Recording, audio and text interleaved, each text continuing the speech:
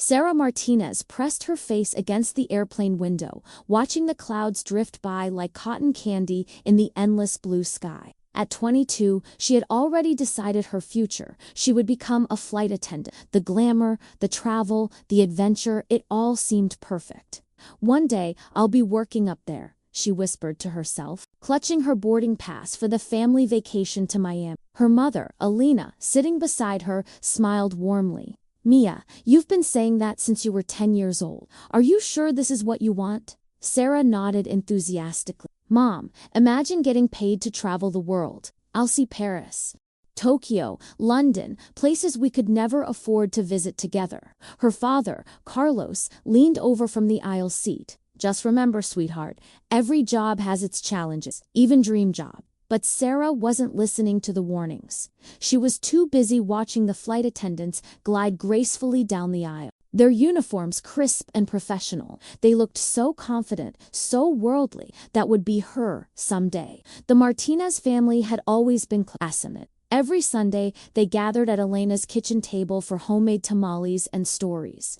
Sarah's younger brother Miguel would share his college adventures, while her sister, Carmen, talked about her new teaching job. These moments felt like home, warm, safe, and filled with laughter. Sarah, you know you can always change your mind, Alina said gently, squeezing her daughter's hand. We just want you to be happy. I will be happy. Mom, this is my calling. After landing in Miami, Sarah spent the entire vacation researching flight attendant programs. She studied requirements, watched training videos, and even practiced the safety demonstrations in their hotel room, much to her family's amusement. Ladies and gentlemen, please fasten your seatbelts, Sarah announced dramatically, causing Miguel to burst into laughter. You're such a dork, he teased, but his eyes showed pride. Carmen, always the practical one, raised concerns. Sarah, have you thought about how much you'll be away from home? You love our Sunday dinners. I'll make it work, Sarah replied confidently. Besides, think of all the stories I'll have to share when I come back. The family exchanged glances, but they supported her dream. They always had. Back home in Phoenix, Sarah immediately applied to Sky High Airlines training program. The application process was rigorous. Physical exams, psychological evaluations, and multiple interviews. But Sarah was determined. 3 months later, the acceptance letter arrived. I got in, Sarah screamed, running through the house with the letter in her hand. I'm going to be a flight attendant. Alina hugged her tightly, tears in her eyes. We're so proud of you, Mia. Carlos lifted her off the ground in a bear hug. My little girl is going to see the world. But as the celebration continued, Sarah noticed a hint of sadness in her mother's eyes. Alina quickly masked it with a smile, but Sarah caught it. For just a moment, doubt crept into her mind. Mom, are you okay? Of course, sweetheart. I'm just going to miss having you around so much. Sarah brushed off the concern. This was her moment, her dream coming true. Nothing could dampen her excitement. The training would begin in 6 weeks in Atlanta. 6 weeks to prepare for the life she had always wanted. 6 weeks before everything would change. That night, as Sarah lay in bed, staring at the acceptance letter, she felt a mixture of excitement and nervousness. Tomorrow, she would start preparing for her new life. She would learn about safety procedures, customer service, and emergency protocol. But tonight, she was still just Sarah Martinez from Phoenix, surrounded by the people who loved her most. Little did she know that this moment, this feeling of being home, surrounded by family, would soon become the thing she missed most in the world. The dream was about to begin, but so was the journey toward an unexpected truth. The Sky High Airlines training facility in Atlanta buzzed with nervous energy. 43 hopeful candidates had gathered from across the country, all chasing the same dream Sarah had carried for years. Welcome to your new life, announced instructor Patricia Wells, a veteran flight attendant with 20 years of experience. Her perfectly styled hair and crisp uniform commanded immediate respect. For the next 8 weeks, this will be your home, your school, and your testing ground. Sarah looked around at her fellow trainees. There was Jessica from California, who spoke 3 languages fluently, and Marcus from New York, who had previously worked in hospitality. Everyone seemed so polished, so ready. Sarah suddenly felt like a small town girl out of her depth. The training is intense, Patricia continued. We'll cover safety procedures, medical emergencies, difficult passengers, and service protocols. Not everyone will make it to graduation. The first week was overwhelming. Sarah studied late into the night, memorizing aircraft layouts, emergency exits, and safety equipment location. Her roommate, Jessica, seemed to absorb everything effortlessly. "How do you make it look so easy?" Sarah asked one evening, surrounded by training manuals. Jessica smiled. "I've been preparing for this for 3 years. I even took a course in aviation safety before applying." Sarah felt a pang of inadequacy, but pushed through. She called home every night, sharing her struggles and victories with her family. "You're doing great, Mia," Alina encouraged during one late-night call. "We believe in you." "I miss you guys so much already," Sarah admitted. "And I haven't even started working yet." "That's normal," Carlos chimed in on speakerphone. New experiences are always challenging, but as the weeks progressed, Sarah began to excel. Her natural warmth and genuine care for others made her stand out during customer service simulations. She aced her emergency procedures test and even helped struggling classmates with their studies. "You have something special," Patricia told her after a particularly challenging simulation. "You genuinely care about people's comfort and safety. That's not something we can teach." By week 6, the class had shrunk to 31 candidates. The pressure was intense, but Sarah had found her rhythm. She was good at this, really good. During a break between classes, Sarah video called her family for their weekly check-in. "Look at you," Carmen exclaimed. "You look so professional." Sarah was wearing her training uniform, and she did look different, more confident, more mature. "I feel different too," Sarah admitted. "Like I'm becoming who I'm supposed to be." Miguel, now in his senior year of college, looked concerned. "You sound different too, sis. More distant." "I'm not distant," Sarah protested. "I'm just focused." But even as she said it, Sarah realized Miguel might be right. The intense training environment had changed her. She thought less about home and more about her future career. The Sunday family dinners felt like a distant memory. "We miss you," Alina said simply. "The house feels empty without your laughter." Sarah felt a tug at her heart, but quickly suppressed it. "I'll be home for graduation break. We can have a big celebration then." The final 2 weeks of training were the most challenging. Sarah and her classmates faced realistic emergency simulations, including evacuation, medical emergencies, and unruly passenger scenarios. During one simulation, Sarah had to handle a passenger having a panic attack while managing an emergency landing procedure. She remained calm, followed protocol perfectly, and even managed to comfort the distressed individual. "Outstanding work," Martinez Patricia noted on her evaluation. "You have excellent crisis management skills and natural empathy." Graduation day arrived with a mixture of relief and excitement. 28 candidates had made it through the program. Sarah stood proudly in her new Sky High Airlines uniform, ready to begin her career. Her family flew to Atlanta for the ceremony, beaming with pride as Sarah received her wings. "We're so proud of you," Alina whispered during their embrace. "This is just the beginning, Mom," Sarah replied, her eyes shining with ambition.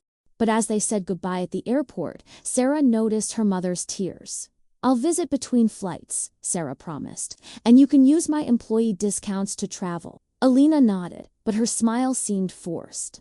Sarah's first assignment was the Phoenix-Los Angeles route, perfect for staying close to home, she thought. But she had no idea that close to home in the airline industry was still worlds away from the Sunday dinners and daily conversation she had taken for granted. The dream job was about to begin, and with it, the slow realization that success sometimes comes with unexpected sacrifices. Sarah's first official flight as a Sky High Airlines flight attendant was everything she had imagined and nothing like she expected. The early morning Phoenix to Los Angeles route seemed simple enough, but the 4:30 a.m. report time meant leaving home at 3 a.m. "Good morning, Sunshine," called out her supervisor. Janet Morrison, a 15-year veteran with kind eyes but a no-nonsense attitude, ready for the real world. Sarah nodded enthusiastically, though exhaustion already tugged at her eyelids. She had barely slept, too excited about her first day. The pre-flight briefing covered weather conditions. passenger load, and special requirements, Sarah absorbed every detail, determined to prove herself worthy of the wings she wore so proudly. "Remember," Janet advised as they boarded the aircraft, "every passenger has a story. Some are traveling for joy, others for sorrow. Our job is to make their journey as comfortable as possible, regardless of our own challenges." The Boeing 737 filled quickly with business travelers, families heading to Disneyland, and college students visiting friends. Sarah moved through the cabin with practiced grace, checking seatbelts, stowing luggage, and offering assistance with genuine warmth. "Excuse me, miss," called an elderly gentleman in seat 12A. "This is my first flight in 20 years. I'm quite nervous." Sarah knelt beside his seat, speaking in the gentle tone that had impressed her instructors. "What's your name, Sir Harold?" "I'm flying to see my new granddaughter." "That's wonderful." "Harold, congratulations. I'm Sarah, and I'll be taking care of you today." Flying is actually the safest form of travel, and our pilots are incredibly experienced. She spent several minutes explaining the safety features and reassuring Harold, who visibly relaxed under her care. "You're a natural," Janet observed quietly as they prepared for takeoff. The flight went smoothly, and Sarah felt a rush of satisfaction as passengers thanked her during deplaning. This was exactly what she had dreamed of: helping people, traveling, being part of something bigger than herself. But the euphoria was short-lived. After a quick turnaround in Los Angeles, they flew back to Phoenix, then immediately prepared for an afternoon flight to Denver.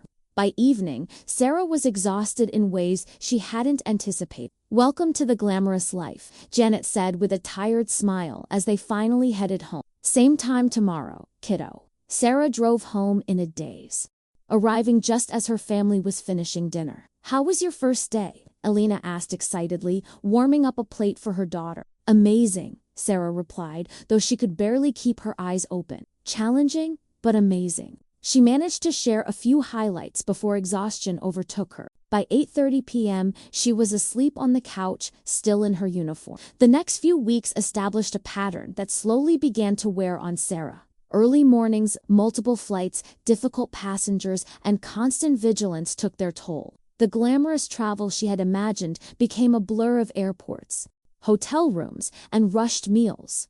"You look tired, me," Elena observed during one of their increasingly brief conversations. "I'm fine, Mom. Just adjusting to the schedule." But Sarah wasn't fine. She was missing family dinners, skipping social events, and finding it harder to maintain relationships outside of work. Her college friends stopped inviting her out because she was never available. 3 months into her career, Sarah received her first international assignment, a Phoenix to London route that would keep her away for 4 days. "This is it," she told Jessica over the phone. "My first international flight. Congratulations. You're living the dream." But as Sarah packed for London, she felt an unexpected heaviness. Carmen was getting engaged that weekend, and Sarah would miss the celebration. "I'm so sorry," Sarah apologized to her sister. "I tried to switch shifts, but it's okay," Carmen interrupted, though her disappointment was evident. "We'll celebrate when you get back." The London flight was everything Sarah had imagined: sophisticated passengers, beautiful views, and the thrill of landing in a foreign country. She explored the city during her layover, visiting Big Ben and taking photos to share with her family. But something felt hollow about experiencing these moments alone. She found herself thinking about how much her mother would love the flower markets, or how Miguel would laugh at the street performers. "Having fun," texted Elena. "Yes. But I wish you were here," Sarah replied honestly. "We're proud of you, sweetheart. Follow your dreams." But as Sarah sat in her London hotel room, looking at photos of Carmen's engagement party on social media, she wondered if following her dreams meant leaving her heart behind. The return flight to Phoenix was turbulent, both literally and emotionally. A passenger became ill, requiring Sarah to administer first aid while coordinating with medical professionals on the ground. She handled the situation perfectly, earning praise from the captain and gratitude from the passenger's family. Yet driving home from the airport, Sarah felt more drained than accomplished. She had saved the day professionally, but missed another important family moment personally. The house was quiet when she arrived. A note from Elena read, "Welcome home, Mia. Leftovers in the fridge. We missed you." Sarah sat at the kitchen table, eating reheated enchiladas in silence, and for the first time since starting her career, she wondered if she had made the right choice. The dream job was becoming a reality, but reality was more complicated than any dream. 6 months into her career, Sarah had become everything she once dreamed of being. Her supervisor evaluations were excellent, passengers frequently requested her on flights, and she had been selected for premium international routes. The girl from Phoenix was now flying to Paris, Tokyo, and Rome regularly, but success felt increasingly hot. "Sarah, you've been assigned to the Tokyo route next month," Janet announced during their morning briefing. "It's a prestigious assignment for someone so new. Management is impressed with your performance." Sarah forced a smile. "That's wonderful news. You don't sound excited," Janet observed. "Tokyo is what most attendants work years to achieve." "I am excited," Sarah lied. "Just tired from the London rotation." The truth was more complicated. Sarah was exhausted, not just physically, but emotionally. The constant travel that once thrilled her now felt like a barrier between her and everything she valued most. Her phone buzzed with a text from Miguel. "Family barbecue Sunday, please tell me you'll be there this time." Sarah checked her schedule. She was flying to Frankfurt Saturday, returning Monday evening. "Another missed family gathering. Can't make it. Frankfurt trip, sorry," she texted back. 3 dots appeared, then disappeared. Miguel was typing and deleting, probably frustrated. "Finally, we miss you, sis."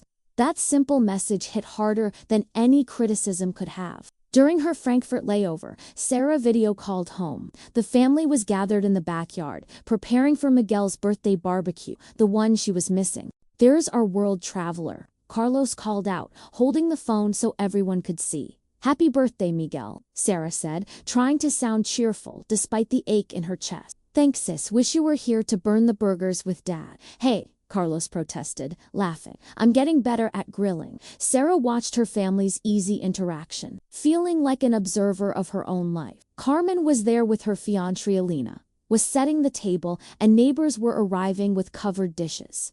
It was the kind of spontaneous gathering that had always made Sarah feel most at home. "How's Germany?" Alina asked. "Beautiful. I took some photos of the cathedral for you." "Mom, that's nice. Mia. But we'd rather have you here than photos."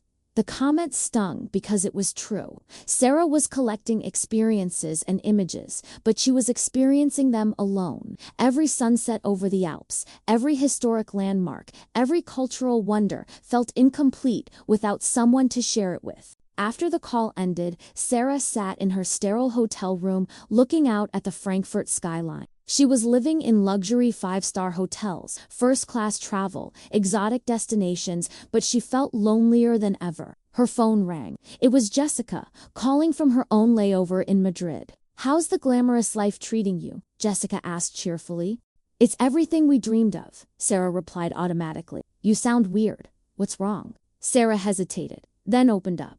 "Do you ever feel like we're missing out on real life while we're up here living our dream life?" "What do you mean?" "I mean, I've seen the Eiffel Tower 6 times, but I've missed my brother's birthday, my sister's engagement party, and 3 family dinners this month. I'm becoming a stranger in my own family." Jessica was quiet for a moment. "I guess I don't think about it much. My family was never that close anyway. This job gave me the freedom I always wanted." That was the difference, Sarah realized.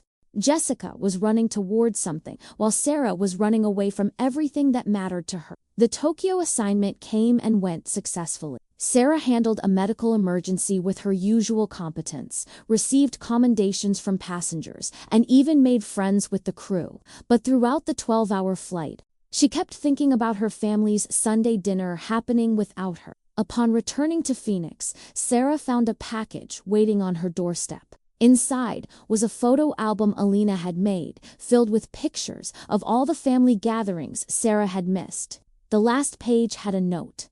"We're proud of your success, but we miss our Sarah Love Mom." Sarah flipped through the pages, seeing birthday celebrations, holiday preparations, and casual Sunday afternoons. In every photo, there was an empty chair where she used to sit. That evening, she joined her family for dinner, a rare occurrence given her schedule. "You look thin," Alina observed, serving Sarah an extra portion of rice and beans. I'm fine, Mom, just busy. Too busy, Carmen added gently. We barely see you anymore. This is what I worked for. Sarah defended international routes, career advancement. But are you happy? Miguel interrupted. The question hung in the air like a challenge. Sarah opened her mouth to say yes, then closed it. Was she happy? She was successful, respected, financially secure, and living her dream. But happiness, that was harder to define. I'm fulfilled, she said finally. That's not the same thing, Elena said quietly. Later that night, Sarah lay in her childhood bedroom, staring at the ceiling. On her nightstand were souvenirs from a dozen countries, but they felt like artifacts from someone else's life. Her phone buzzed with a message from her crew schedule. Sarah, we have a last-minute Paris flight tomorrow. Can you take it? Sarah stared at the message. Paris was beautiful. The crew was professional, and the assignment would look great on her record. But tomorrow was Elena's birthday, and Sarah had promised to be there. For the first time in her career, Sarah typed back, I'm not available. It was a small step, but it felt like the beginning of something important. The dream job was still her reality, but maybe it was time to find a balance between the life she had built and the life she was missing. The question was it too late to bridge the distance she had created? The decision to turn down the Paris flight marked a turning point for Sarah. Elena's birthday dinner was the first family gathering she had attended in 2 months, and the joy on her mother's face made Sarah realize how much she had been missing. This is the best birthday gift, Elena whispered, hugging Sarah tightly, having my whole family together. But one dinner couldn't fix months of absence. Sarah could feel the subtle distance that had grown between her and her siblings. Conversations felt slightly forced, inside jokes had evolved without her, and family dynamics had shifted to accommodate her frequent absence. Remember when Sarah used to help with the Sunday cooking? Carmen mentioned casually while they prepared Elena's birthday cake. I still help when I'm here, Sarah protested. When you're here, Miguel repeated quietly. That's the problem, isn't it? The comment stung because it was accurate. Sarah had become a visitor in her own family, someone they were always happy to see, but no longer expected to be there. That night, Sarah made a difficult decision. She requested a meeting with Janet Morrison to discuss her career trajectory. I want to talk about my schedule, Sarah began nervously. I'm wondering if there are options for more domestic routes, fewer international assignments. Janet looked surprised. Sarah, you're one of our most promising international crew members. The Tokyo route specifically requested you for their regular rotation. This could lead to senior positions, training roles, even management opportunities. I understand that, but is this about the workload? Because I can arrange for longer rest periods between international flights. Sarah shook her head. It's about balance.